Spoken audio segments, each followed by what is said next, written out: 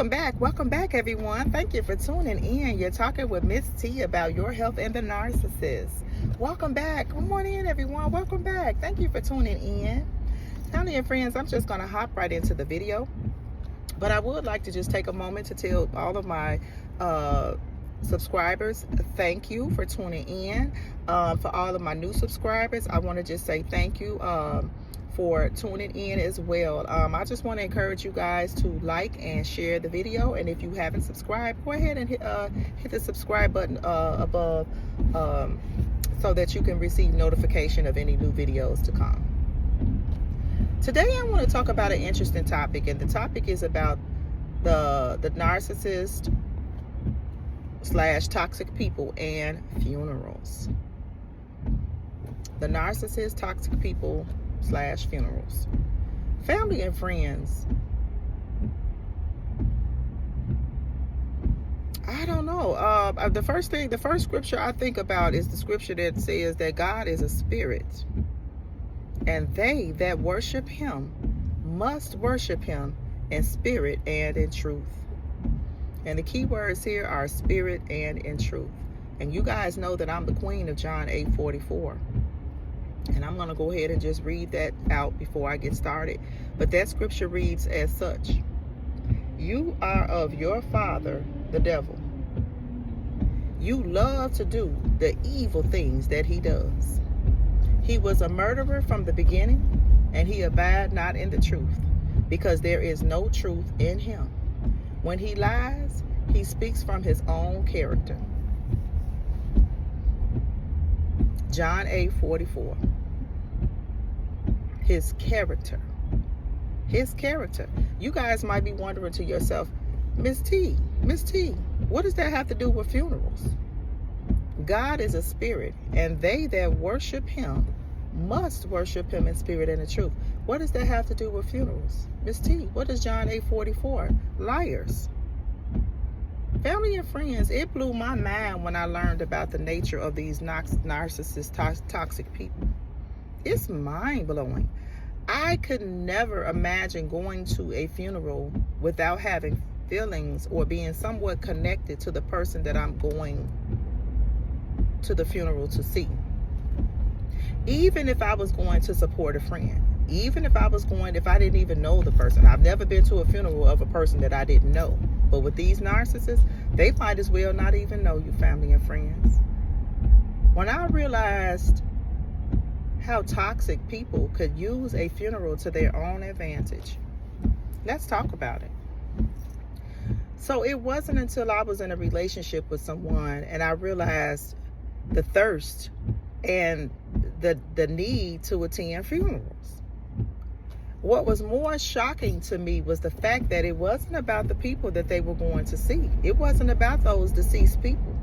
It wasn't to go and celebrate the life of a person who they, quote unquote, loved. Family and friends, it is mind-boggling that people could use a funeral for supply, for some kind of gain.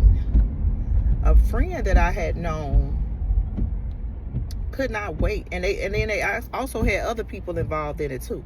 Like, for example, if somebody passed away, it was some kind of unspoken language that even though you're at work, because if I'm at work and God forbid somebody that I know,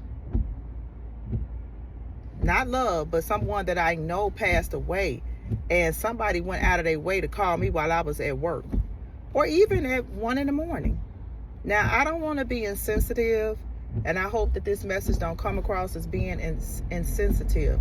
But family and friends, now immediate family, children, my mama, my dad, that's something to call me about. I don't care what time it is. I need to know. But let's just say, a friend passed away, or somebody that I knew, somebody that I grew up with, someone that I went to high school with. You don't need to call my job to tell me that. Or you do not need to wake me up at 1 or 2 in the morning to tell me that an associate or a friend has passed away, because what can I do about that at 1 in the morning? Who would want to disturb someone at 1 in the morning to call them and give them that report? Now, let me make this very abundantly clear. Let me make this abundantly clear for people who are hell-bent on misunderstanding. I'm not talking about your immediate family members, because there is never, I don't care what time it is, if something happened to someone that I love deeply, yes, I need to know that immediately. But let's just talk about this friend who they had a real burning need to attend these funerals. So there was a close family member of this person who had passed away. Family and friends, this person hadn't seen this person probably in 30 or 40 years. And I'm not exaggerating. And somebody in the family member, one of the family members is assigned. I guess that's their assignment, to notify and call. And again, I don't want to come across as being insensitive, but I was really blown away. Now, I'm not a perfect person. I assure you of that. I'm not. I am not a perfect person, family and friends. I'm not. But I'm going to get my train of thought, because let me see if I can get this back on, because I want to get this point across, family and friends. Let me see if I can do this really quickly. Here we go. Come on, act right, because I got to get this message across. There we go. Come on, act right. So, let's go back. So, it seemed like there is an assigned family member who calls family members to tell them a person had passed away, and it was a close family member. But granted, family and friends, this person hadn't seen this person in over 30 years, 40 years. They don't even call to check on each other, to call to say, hey, how you doing? I just want to say I love you. But as soon as a funeral comes, that's the big business for these narcissists, family and friends. First of all, they run to their jobs. And this particular person that I'm talking about, they must have had some kind of hookup in the workplace, because their supervisors should have been, also looked at as well. When someone tells you that they're going to a funeral, they need to take a substantial amount of days off. People will play, these narcissists and toxic people, they play on the empathy and they play on the empathy of those who are around them. So let's get back to this person. A family member of theirs had passed away, probably a sibling who was not, probably a sibling that of the father. They probably wasn't born by the same mother. But this person could not wait to call their job and get as many days off. Now, like I said, I'm not perfect, but family and friends, when we talk about the people of the lie, people who lie. Now, if you plotting and scheming, this video not for you. Please don't put a comment in my comment box. Please don't. If you plotting and scheming and looking for reasons to take off work, go ahead and just go ahead and go to the next video, because this video isn't for you. I'm talking to believers, people who empathetic people who want to live right. I want to inform you about some people who will use a funeral, and this is their integrity. When the Bible talks about when he lies, he speaks of his own character. Family and friends, this person had went and took as many as 5 days off work. But here's the kicker. Didn't even attend the funeral, but you love this person. You love this person. You took off work. You left work. Boom. That part. Family and friends, they love to do the evil things that their father does. When he lies, he speaks out of his own character. John 8:44. Let's talk about the people who do attend these funerals, though. When they attend a funeral, they scanning family and friends. They looking for sympathy. They looking for people to hook up with. They looking for people to probably exploit, get money from, to get sympathy from, to build connections from, so they can continue on with their plotting and scheming. They're not attending these funerals out of the love like how you and I go. When I go to a funeral, sometimes the last funeral I went to, I literally had to just leave because I was bawling so hard. And this funeral that I had attended, and my heart was broken because this dude, he got his life snatched. This was someone that I loved, her friend. And when I seen the mother, my heart broke because I couldn't imagine burying my son out of those circumstances. in their 30s. My heart was broke. My face was, I was a mess. I was a mess. I can't imagine sitting at a funeral with somebody that I don't care about. I really don't even want to see people at a funeral, but the narcissists do.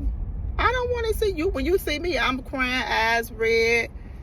I'm running because I know I'm probably turning into something because I'm morphing. I'm just like, oh my God, I'm just crying. I can't stop. My heart is broken to look at the family members, to look at all of these people. The narcissists, they don't. They get supply. They seeing they old friends, they exes, they hooking up, they going to eat some free food.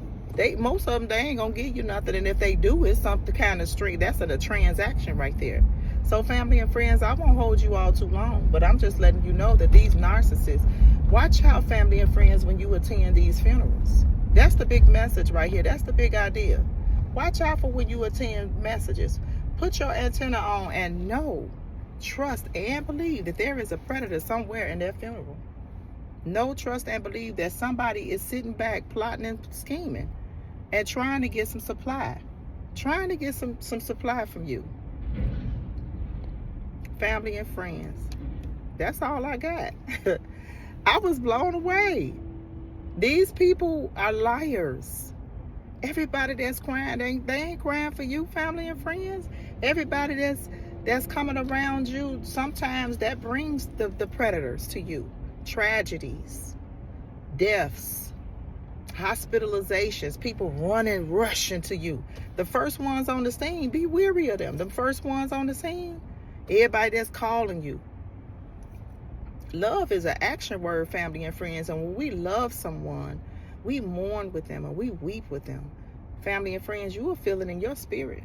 And before I got into my spirit, before I was discerning spirits, family and friends, I thought that everybody was like me. No, they're not.